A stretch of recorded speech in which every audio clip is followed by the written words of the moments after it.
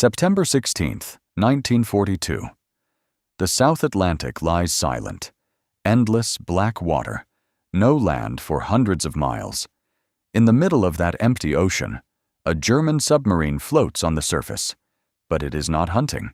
Its deck is crowded with men. Wet. Starving. Shivering. Lifeboats trail behind it like a chain of ghosts. British sailors.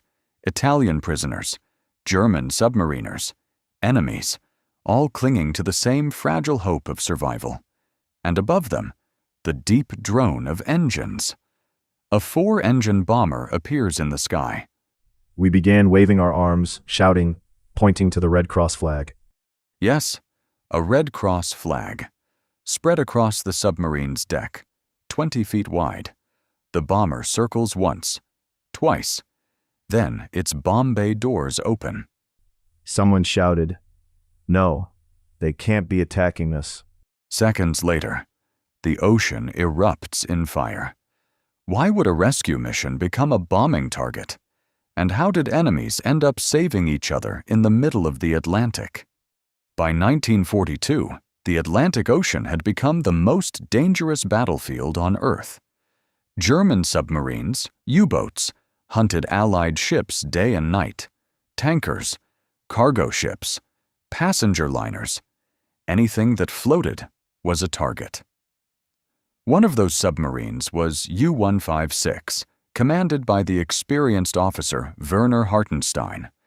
His patrol zone lay far south, off the coast of West Africa. Warm water, empty sea lanes, perfect hunting ground. On the night of September 12th, his crew spotted a large silhouette moving slowly through the darkness. A British liner, the RMS Laconia.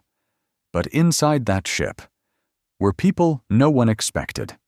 Nearly 1,800 Italian prisoners of war, men captured by the British in North Africa, now being transported across the ocean. Locked inside the belly of an enemy ship. Welcome to Echoes of Valor X. Tonight, we uncover the true story of the Laconia incident, one of the strangest moments of humanity and tragedy during the war at sea. 10:07 p.m. The Atlantic is pitch black. No moon, no stars. Perfect conditions for a submarine attack. Through the periscope, Hartenstein watches the liner cut across the waves. The target zigzags slowly, trying to avoid torpedoes, but the submarine is already in position.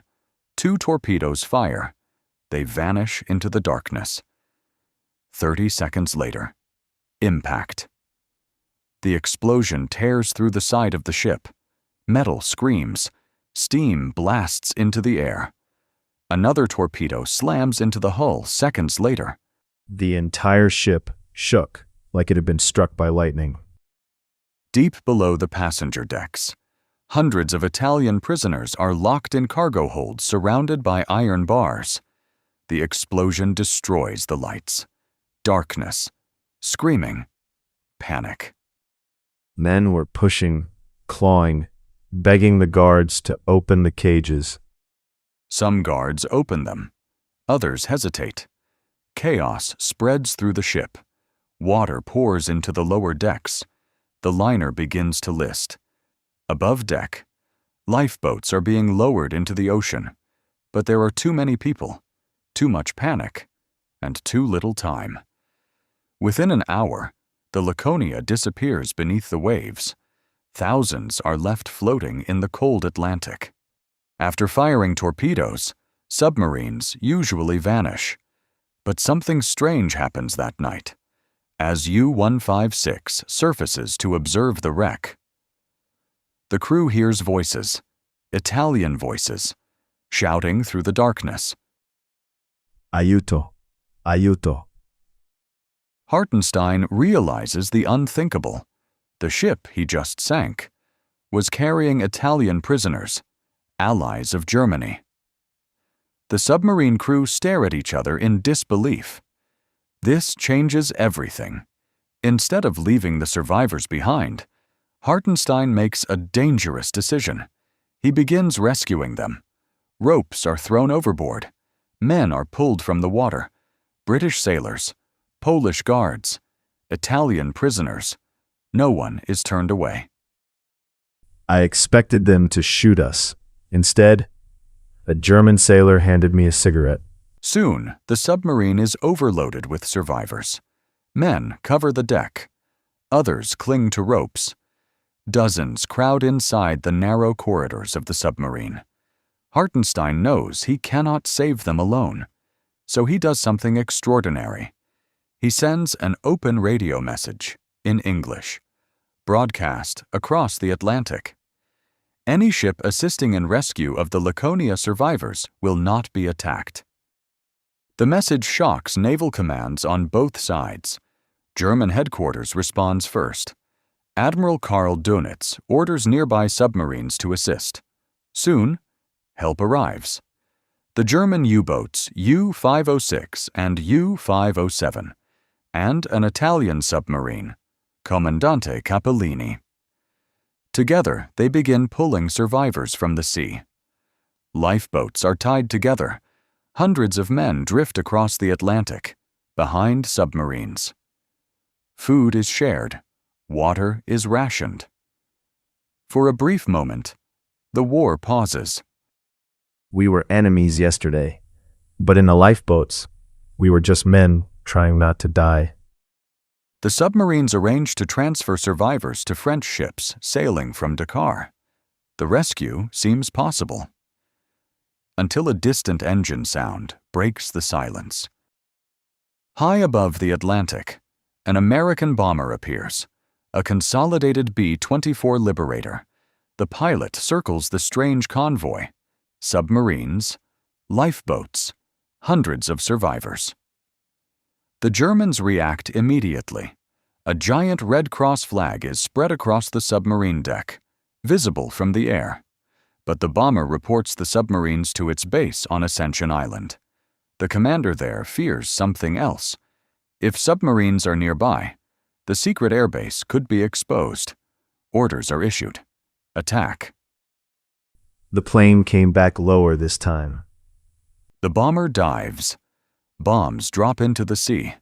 Explosions rock the lifeboats. Men scream. One lifeboat flips completely over. Another disappears in a cloud of water. Submarines are forced to dive. The rescue is over. Hundreds of survivors are left drifting once again in the open ocean. Days later, French warships arrive and rescue the remaining survivors. But the tragedy is enormous. More than 1,400 Italian prisoners are dead. Hundreds of others from different nations are gone. For the German Navy, the lesson is brutal. Admiral Dönitz issues a new order to every submarine captain. No rescues, no lifeboats, no assistance to survivors. It becomes known as the Laconia Order, a rule that will shape submarine warfare for the rest of the war. That day we learned something terrible. Even mercy can be dangerous in war. War at sea is merciless. Cold water, dark nights, endless horizons.